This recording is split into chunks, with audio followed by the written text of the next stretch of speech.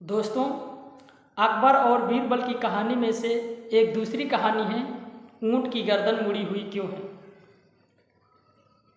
महाराजा अकबर बीरबल की बुद्धिमत्ता पर प्रसन्न होकर हमेशा कहते थे कि हम तुम्हें बीरबल पुरस्कार से प्रोत्साहित करेंगे। लेकिन बादशाह अकबर बीरबल की प्रोत्साहन राशि देने के लिए भूल चुके थे। कोई भी तर्क का जब जवाब बीरबल देते थे तो अकबर जी कहते थे, बीरबल तुमको इस बार पुरस्कार की धनराशि से प्रोत्साहित करेंगे, तुम्हें इनाम देंगे। लेकिन वो अपने वचन को भूल जाते थे। एक बार की बात है,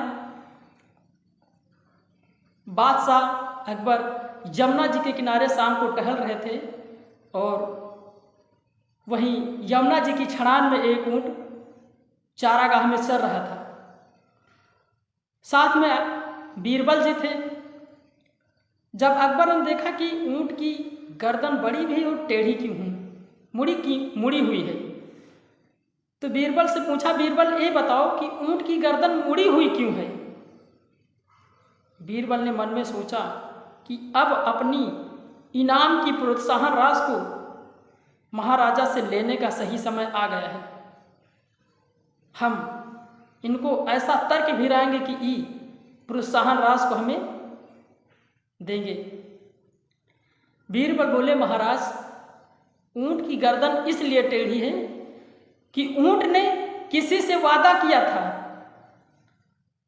और उस वादा को पूरा नहीं कर पाया, इसलिए भगवान ने इसकी गर्दन को टेढ़ी कर दिया है। अकबर जी कहते हैं, बीरबल अगर ऐसा है तो जो अपना वादा नहीं पूरा करता है भगवान उसकी गर्दन को क्या टेढ़ा कर देते हैं। बीरबल ने कहा, हाँ महाराज, जो अपने वादा पूरा नहीं करते हैं या दिए हुए वचन का पालन नहीं करते हैं, ईश्वर उनकी गर्दन को टेढ़ा कर देता है या मोड़ देता है।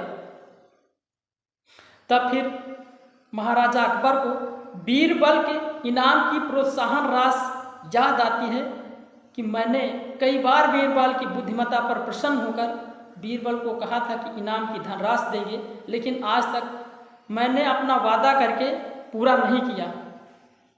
हो सकता है मेरी भी गर्दन ईश्वर टेढ़ी कर देंगे। अकबर जी सोचते हैं और बीरबल से कहते, बीरबल चलिए महल को चलिए। बीरबल को साथ महल ले जाते हैं और महल ले जा करके अपने राजशाही खजाने से प्रोत्साहन की धनराशि लाते हैं और बीरबल जी को महाराजा अकबर जी सम्मानित करते हैं। और बीरबल की फिर बुद्धिमत्ता पर महाराजा अकबर प्रसन्न होते हैं और हंसते हैं, खिलखिलाते हैं और बीरबल की बुद्धिमत्ता की प्रशंसा का डंका बजाते हैं।